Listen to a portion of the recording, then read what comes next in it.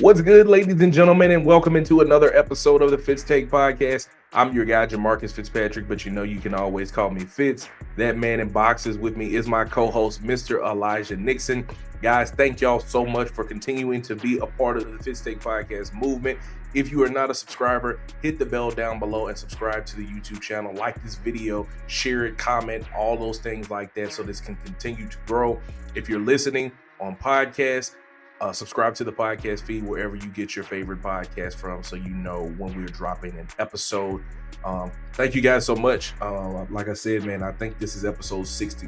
We've been able to just continue to build and grow this thing week in and week out, whether it's, episodes with players or just the two-man shows when us just talking, man. Like it's been something that we could have never imagined it growing to at this point, and we're truly appreciative of what you guys have been able to do for us locally for college football. For us here in Louisiana, the sky is falling. LSU loses to Vanderbilt for the first time since the 90s. Louisiana Raging Cajuns are 2-5 after losing on homecoming to Southern Miss. They're in Rocky Top. Things ain't good because they didn't got their second loss. They lose to Bama 37-20. So yeah, work is something right now. The guys aren't contending for what they want, but other than that, E, how you doing, man? I'm doing all right, man. I was upset. Well, I wasn't that upset, but I thought they would pull something out that they didn't do since 2003. Like, do you remember the graphics of TV in 2003? That was the last time. But it was in 4x3. That's the last time. That's the last time Tennessee beat Alabama in Tuscaloosa, man. I know I was joking with some of my coworkers yesterday. I was like, man, if I was driving home and I would saw that bus driving next to me, I'd throw a rock at it, man. That's how mad I was, man. I was pissed, bro. I was pissed. I was like, come on. But at the end of the day, they'll be fine. It's just it's a bad loss, but it's something that they can bounce back from, especially this week against Kentucky. Hopefully. That boy a real fan. He said I would have threw a rock at them. I'm trying to go to the playoffs. Oh man, that's hilarious. Yeah, and like I said, man, UL falling to Southern Miss. It was a rough watch, man, because they had a lot of opportunities in there. Defense forced 2 turnovers. UL turned it over 3 times, including one where Lunch Winfield, he was trying to stretch the football across the goal line, and he got it right there to the ground. They lifted him up in the air just enough. The ball came out of his hands. He fumbled it at the 1-yard line. So that hurt a ton. I think at that point it was 20-10. So if he'd have scored, been 20-17, completely different ball game. Yeah, and then they got a Southern Miss ended up getting a safety at the end, kind of put the game away. So it was rough, man. It was rough. But college football season, as shaky as it is, we have a lot of things that we have on tap that we're going to talk about. We're going to talk about the recent firing of Billy Napier and Jay Norvell and potentially Mike Norvell, potentially Hugh Freeze, and potentially Jeff Levy. Like, all of these coaches are getting canned left and right. People are calling for coaches' heads. We'll talk about that. We'll talk about whether Tua Tagovailoa needs to be gone in Miami. But before we get into that, basketball season is here. The NBA starts the season on Tuesday night. And it is the return of the NBA on NBC. So we got that coming up on tap, man. There's gonna be some good ball games there on Tuesday night. I think the Warriors play at 6:30. And I can't remember who has the 9 o'clock tip-off game. So it's gonna be exciting, man. A new season brings about new conversations. And it also means that it's always going to be about who is the early contenders for championships in the East and the West. And that's the question that I pose for you, Elijah. Who do you believe is going to be your early contenders in the West and the East? 1-1. Who you think coming out of the West? Who do you think is coming out of the East? My 3 teams coming out of the West, no particular order. OKC, you got to give them respect. Reigning champion. No, you can't get 3. I just thought about that. No, you get 1 because only one team win the championship. No, 1. Well, I don't know. Well, out of the West, all right. You know what? Out of the West, here's my sleeper. I think that a lot of people not looking at them because it's really between these two. But I'm gonna go I'm gonna go Dallas. I'm gonna go Dallas. Only because they moved AD back to the 4. He don't play the 5. I think they don't put a lot of pressure on Cooper, but I think Cooper Flag could really ball. Like, and I heard that he was starting at point guard. So moving him to a guard of letting him dish like a Magic Johnson type. Is he a Magic Johnson esque player? I don't know because we know him for scoring. I never really seen him facilitate as much. But it's interesting because that's gonna be a lengthy lineup. Like defensively, they're long, and then they can stretch the floor with any guy, with Clay, with Cooper, with Anthony. Gafford's at the bottom. I think D'Angelo Russell coming off the bench. So Dallas is going to be an interesting team to watch, and Jason Kidd is one of my favorite coaches. So I'm gonna go Dallas. It's between them and the Clippers, but I'm gonna go Dallas for that one as an early favorite. And then in the East, I don't know. Tyrese Halliburton's off for the Pacers. Jason Tatum is not coming back most likely. Giannis don't even know if he want to be in Milwaukee. Uh, I believe in Donovan, and then when you believe in Donovan, he let me down. Like that's like one of my worst FanDuel picks. So I'm gonna have to go with the Knicks only because I'm a Knicks fan. Like I'll be honest with you. Knickerbockers. I have to go to the Knicks because I'm a Knicks fan. And this is me being like truthful. Like of course I would love to see the Knicks go there, but I don't know if they'll really. I don't know what they really look like because it's a whole new scheme, a whole new system with Mike Brown at the helm. We got bench players with Jordan Clarkson on the bench coming in, and we'll see how that works with him. And I think Michael Brogdon signed with us for 2 days and then decided to retire.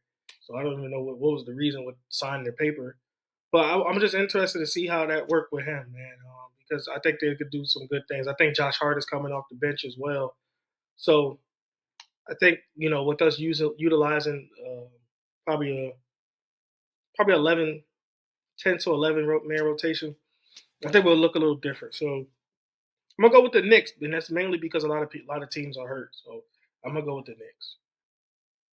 I got you, man. I know I said in the pre-part of the show, in the West that I was looking at OKC because it is their world, but as I look at things again, I'm gonna lean more towards the Denver Nuggets. I think that OKC definitely will be in contention, and I wouldn't be surprised if they make it back to the Western Conference Finals. But Nikola Jokic is gonna have something to say about SGA and all of them other boys because he's looking like, I know you did what you did to get your MVP, brother, but I'm that boy. I'm that one. I play this methodical, slow tempo, very fundamental style basketball, and I'm going to give you a smooth 30, 20, and 10, maybe even 15, depending on how I'm feeling. I'm going to give it to you real simple, real slow, and I'm going to lead this team to a championship. He's done it before. He's won multiple MVPs. He's a multiple-time All-Star, and he has pieces around him. One of the things that I look at with a lot of the teams just around the league in general is a lot of their big three cores. Like this is the big three era, without a doubt. Like this is the time where if you don't have three main pieces, you're not even giving yourself a chance to compete.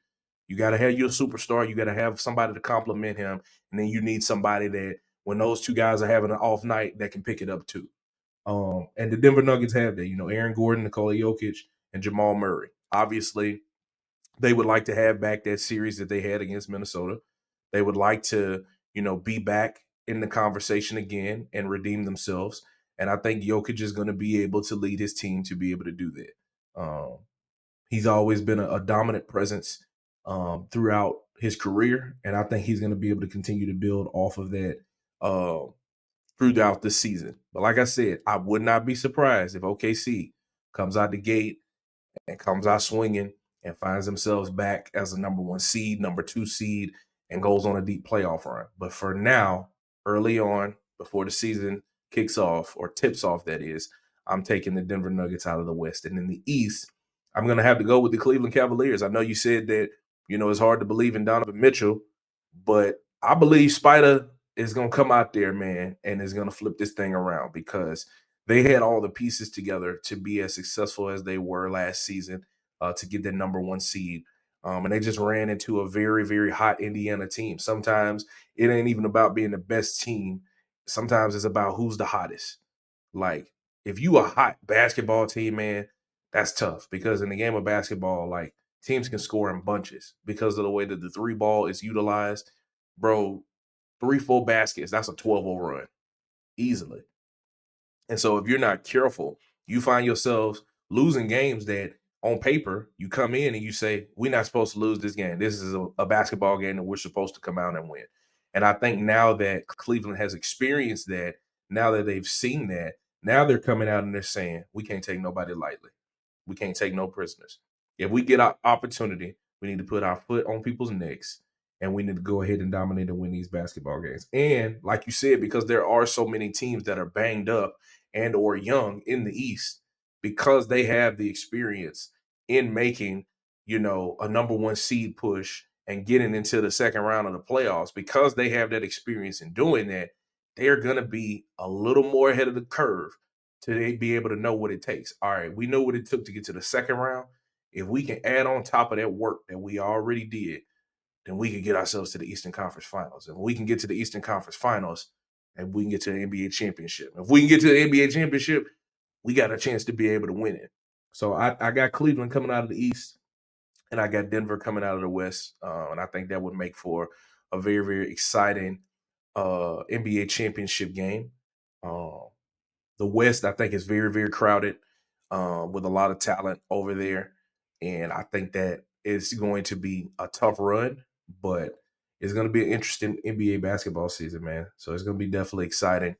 And we'll be keeping our eyes on it. Like I said, the NBA tips off on Tuesday night. We're recording this episode on Monday morning. So on tomorrow, we have the Houston Rockets taking on the OKC Thunder at 6:30. So they got the 6:30 tip. And then it's the Lakers and the Warriors in the 9 o'clock tip. So I had it flipped around. So the Rockets and the Thunder going at it to open the NBA season. And then the Warriors and the Lakers that night. We know LeBron James will not be playing that night because he probably is going to be out for the foreseeable future, trying to figure things out with whatever that injury is. I don't know if it's like a butt muscle or something going on with him. He got old man injuries going on. That's old age. That's all it is. Old age. So man, we'll keep our eyes on that, man. He's trying to play 62 games this year. He's just trying to chill. Hey, look, I understand. What's the point of it? If I can get hot, like I just said, bro, you don't need to go 82-0. You need to be playing well enough on the back half of the season. You need to get into the playoff picture. You don't need to be in the play-in tournament. You need to get into the playoff picture as a 1 through 4, 1 through 5. Get in there, get hot, and go on the run. That's all you need to do. That's all you need to do. So we'll keep our eyes on that, ladies and gentlemen, and it'll be fun to watch what comes out of this NBA season. Let's move forward back to football, and we're talking about Miami Dolphins quarterback Tua Tagovailoa. It's been an interesting run there in Miami, and the past couple of weeks he's been in the headlines quite a bit. Recently, talking with the media and mentioning how there were players that were late to team players-only meetings, and then coming back and apologizing. His win-loss record isn't what a lot of people expected to be with the expectations that were put on his shoulders. He made a lot of mistakes in their recent loss. Mike McDaniel gets to the podium and says that he's going to be reevaluating things, which brings the question about Elijah. Is it time for the Dolphins and Tua to part ways and for them to go into another direction? It's been time. It's been time. It's been time since after the 2024 season, honestly. Tua Tagovailoa gets paid. Let me look at this. He gets paid, I think, $53 million a year. I want to make sure I'm correct before I go on my rant because I want you to feel what I'm about to say. He gets paid, yes, an average of $53.1 million a year, 212, and he signed a $212 million deal in 2024. Did you know that Tua Tagovailoa only threw 19 touchdowns last year? Yeah, I get it. He had a concussion. That's normal for him. Did you know that he only had 2 seasons and I'm including this one right now because I don't even think he'll reach it, where he threw for over 20, he threw for 20 or more touchdowns. Does that sound like a $53 million contract to a quarterback to you? Does that sound like somebody who should get another chance to you? Does, does that sound like that's somebody that's just putting up numbers or winning games? No, no, it doesn't. For instance, I, the offensive coordinator Mike McDaniel, I'm not a or head coach. I'm not mad at he caters his whole offense to Tagovailoa. But think about it. He's hindering what Jalen Waddle could do, which stretch the field. Tyreek Hill could do, which is stretch the field. What A-Chain could do, and he could stretch the field as well coming up the backfield. Because all he doing is dinking and dunking. So Tua doesn't really throw the ball down the field because he doesn't have the arm strength to do it. So now you're hindering Tyreek Hill and Jalen Waddle, who can be ones on other teams and be productive. Productive. The reason why you were productive is because of those guys that they had around you in the offensive scheme that they had around them. Tua Tagovailoa, I can't even say his last name right, was never the X factor. That's his name, Tua whatever. Tagovailoa, God dog. He can't even. He was never the X factor in the offense, and I really feel like this. I know people are just saying, but I think if Mike McDaniel don't get fired this year, which I don't believe he should, I think they should give him another chance with another quarterback for at least. No, they already came out and said that they unlikely to get rid of him, but people be lying. People be lying. They do. That's why I'm not even gonna. I think Mike McDaniel should go try to get another quarterback. Talk to Tyreek Hill and see what they could do. Tell Tyreek, give me half a year. If not, we'll trade you with this new quarter if the quarterback doesn't work out. Because at the end of the day, Tua's the guy that's holding that offense back. I don't think it's Mike McDaniel as much. I'm not saying Mike McDaniel's going to take him to the Super Bowl because I don't believe that. But I believe the offense could be way more productive without that man under center. Yeah, but the only thing about that, you said draft a quarterback. Who do you go and get right now? If you're talking about a high caliber quarterback, all the ones that everybody thought in college football were going to be good and were going to be ready, ain't that. Garrett Nussmeier ain't been that. Drew Aller, hurt. Carson Beck ain't been that. Arch Manning ain't been that. Probably going to come back for another year. Who do you go with? Who do you go with? You're almost, it's almost like they're blessed and cursed in a sense, right? Tua has the Pro Bowl year in 2023. That's what, we talked about offline of sometimes guys play for a contract, whether it's coaches, players, whatever. They're in a contract year, they have a good year, and then you end up getting paid for what they believe you can do after that. So he had a Pro Bowl year. He led the league in passing yards. He gets the Pro Bowl year. And so now they're saying, all right, we believe that you can be our future. We're going to pay you like you're the future. You got to give them what the going rate is for. It's a messed up, way to look at it. But when quarterbacks are getting paid the money that they're getting paid and they're looking around and he saw that Trevor Lawrence is getting this and Dak Prescott getting this and, all these quarterbacks are getting paid what they paid, they're going to want their money, right? So I understand that he got what he got. However, since that contract year, since him going 11-6 and getting his team to the playoffs, he's going 6-5 and now 1-5. In that time, he's thrown for 2,800 yards, 19 touchdowns, 7 picks. This year, he's thrown for 575 yards, 5 touchdowns, 4 picks. So now you turn it into pick main. And even in the year where you led the league in passing yards, you had 29 touchdowns, 14 picks. Hey, man, you got more turnovers in a bakery right now. Like, what are we doing? You giving the football away too much. But when you look at it, for me, it's not even about a football thing on the field of why I think it's time for Tua to move on. When he stood in front of that microphone in front of the media and started talking about business that's going on inside the locker room and giving too much, like that, bro, that is, the locker room is the space where no matter what, we'll handle it in here. It can't get out there. They say block out the noise. Don't put the noise out there. He got to the mic and gave him the noise. Yeah, players is showing up late to players only meetings, and it's about leadership. Boy, you the leader. You the man. You making $53 million a year. So aren't you calling out your own leadership skills? Why would you do that?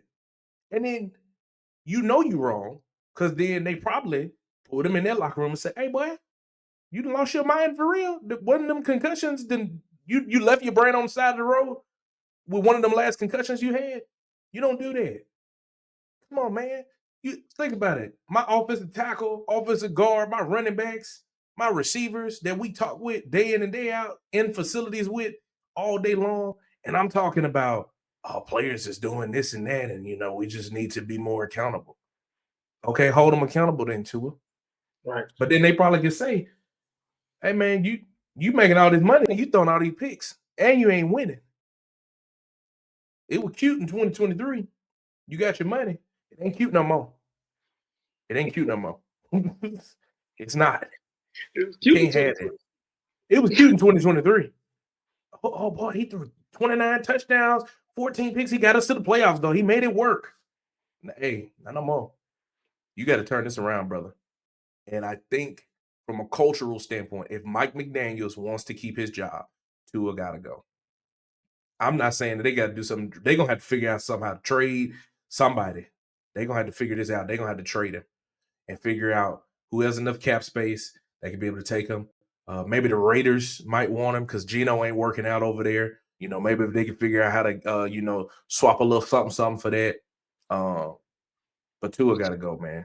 Tua is not the answer right now on the field and then in the locker room as well. Like, it is not a good situation in Miami. And it's a fast nose-diving plane right now. They are going down very, very fast in a hurry. And I know reports just came out a few seconds ago as we're recording this episode of the Dolphins saying that we're unlikely to get rid of Mike McDaniels. Losing changes people's mind. Just like how winning cures all, losing changes minds. Keep losing. See what happens. See once your butt start warming up. Go ahead. Keep losing. I'm telling you. And that's gonna pivot right into what we're about to talk about next with them wins and losses. You keep losing. See, won't you get a pink slip in the mail? See, won't your key card stop working to the building? Keep on. Okay, Mike. You better go and get rid of that man. You better put him on the bench. You had Quinn Ewers in there. If that's what you think you're finna do, go on with your move. Because if you keep playing Tua and y'all go from 1-5 to 1-6, 1-7, 1-8, 1-9, 1-10. Oh, yeah, you're going to get a high draft pick, but you ain't going to be the one getting the pick. You're going to get a pink slip. That's what you're going to get. So we'll see. We'll see what the Dolphins decide to do with the future of Tua Tagovailoa. All right, guys, we're going to round out the show with our Fitz Take as we're looking around the college football world. And a lot of coaches have lost their jobs, especially early on. Like, it was Sam Pittman. It was Deshaun Foster at UCLA. James Franklin, Penn State. And now the two latest, the biggest one was Billy Napier, which that one was expected. There have been a lot of conversations around it happening. His time in Gainesville was very up and down, very back and forth, short-lived, 3.5 seasons because he didn't finish out this fourth one.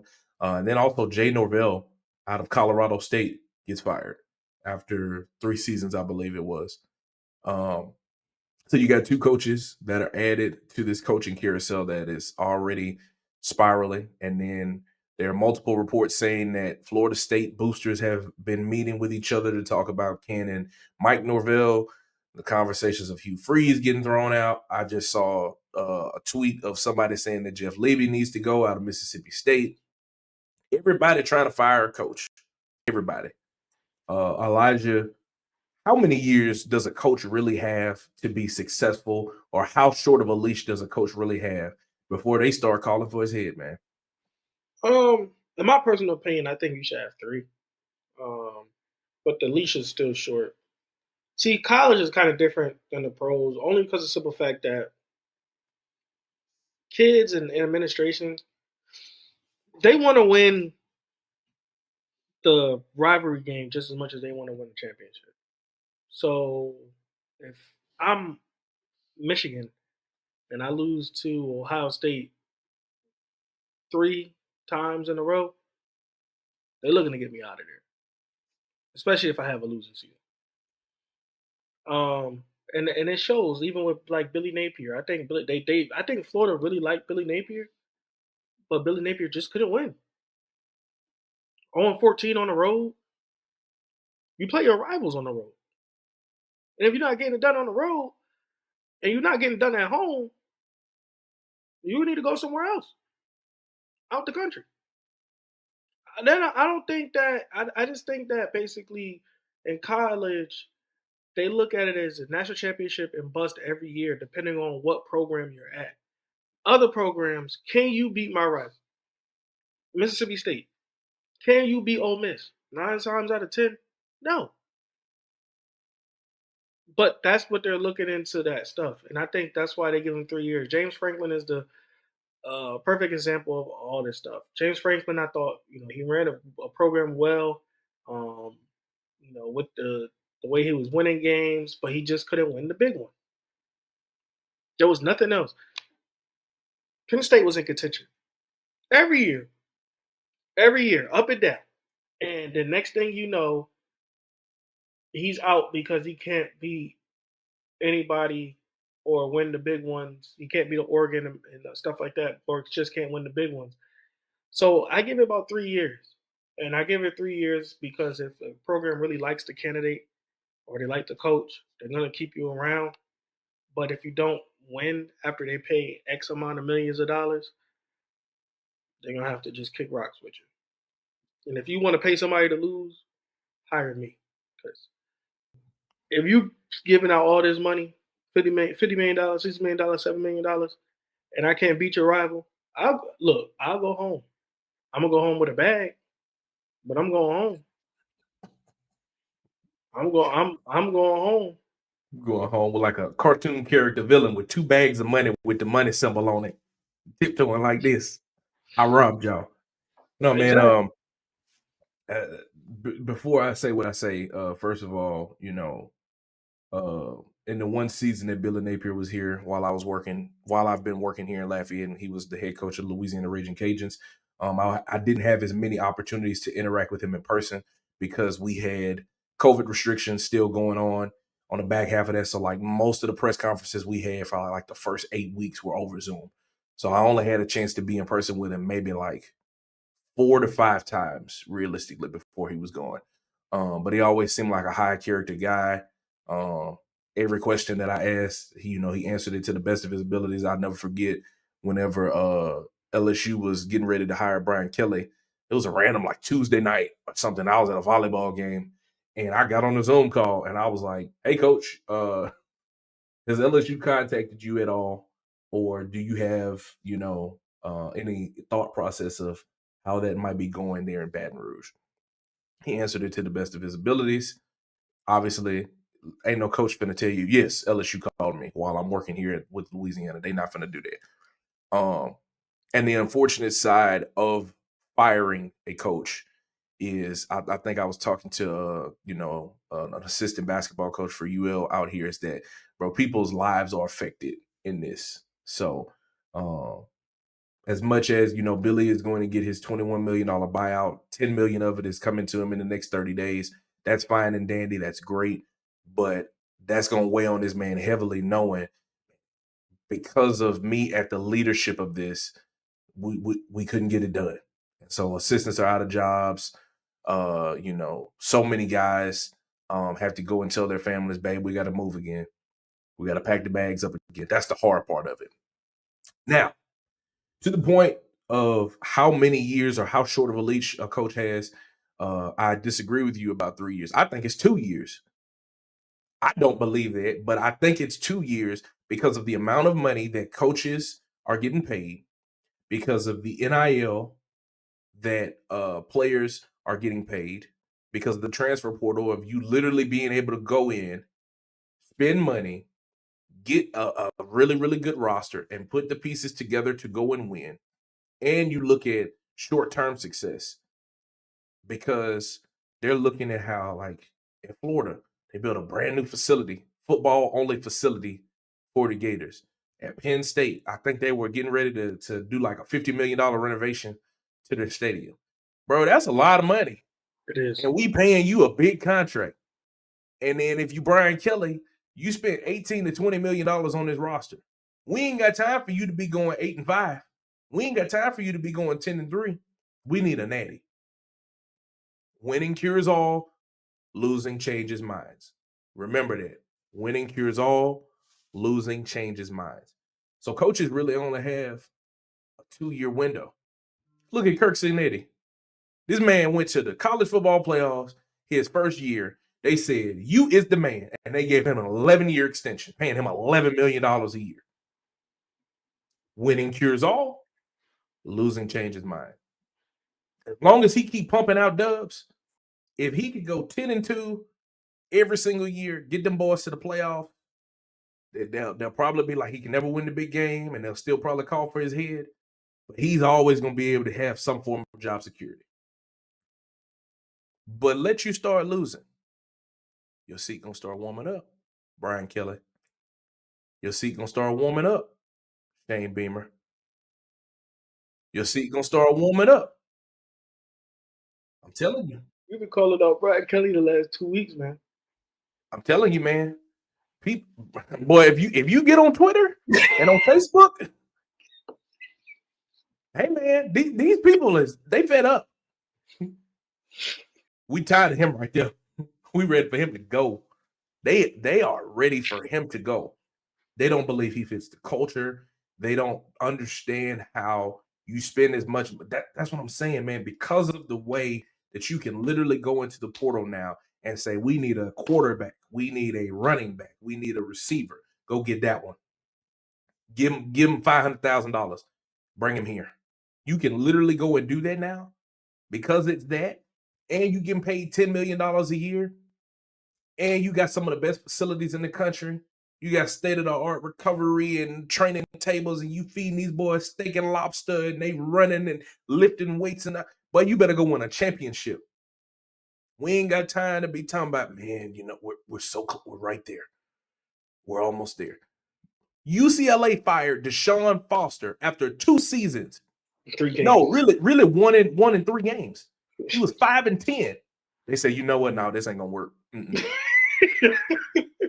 This ain't gonna cut it. This ain't gonna cut it. And they won 3 games in a row after. They didn't win 3 games in a row.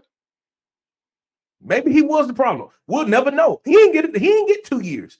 He got 1 in 3 games. Brother got 15 games. So hurry up, because we waiting, and we're still waiting. Why you not Kirk Cincinnati? Why we ain't got to the playoffs yet? Why we ain't won a championship? We done pumped too much money in this, and we're still waiting. Hurry up. You dragging your feet still? Don't worry about it. Let me go ahead and slip this out to a source.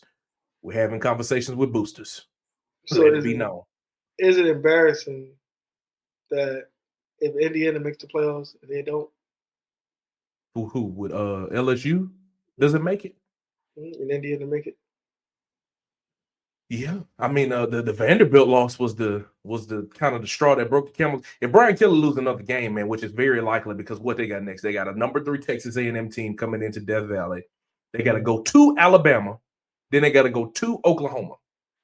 That's 3 games with the possibility, bro, that you probably gonna be the dog. I think they are the dog at home against Texas A&M.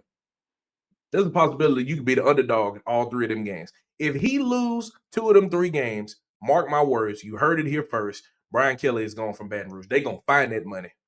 They're going to find that buyout money. It's a lot of it. I think it's like 53.5 or something like 50 million. It's somewhere up there with James Franklin's. They're going to find that money. Because, again, people are spending their money, and if they don't like what they're seeing, they're going to stop spending their money. Winning cures all, losing changes minds. Oh, y'all losing? let me stop spending my money at these football games. Let me stop donating to this football program, to this NIL collective. Let me stop showing up and giving money to the players. All these different things like that. It's going to go away. It's going to go away. But that's just our take, ladies and gentlemen. What do you think? How many years does the coach have? Do they even have time? Is it really just a game-by-game basis? Can a coach just come in 1 year and 6 games in? Nope, we don't want you. What do y'all think? Drop it down in the comments and let us know how you feel about it. Well, ladies and gentlemen, that is going to wrap up yet another episode of the Fitz Take Podcast. It was another good one here on the show. We appreciate you guys for listening and watching. If you've made it to this point, if you're listening, subscribe to the podcast feed wherever you get your podcast from. If you're watching, like this video, share it, leave a comment down below, and also subscribe to the channel so you know when we drop our next episode. And we will continue to pump out great content for you to consume. But for now, signing out for Elijah Nixon, I'm Jamarcus Fitzpatrick. We'll see you guys next time.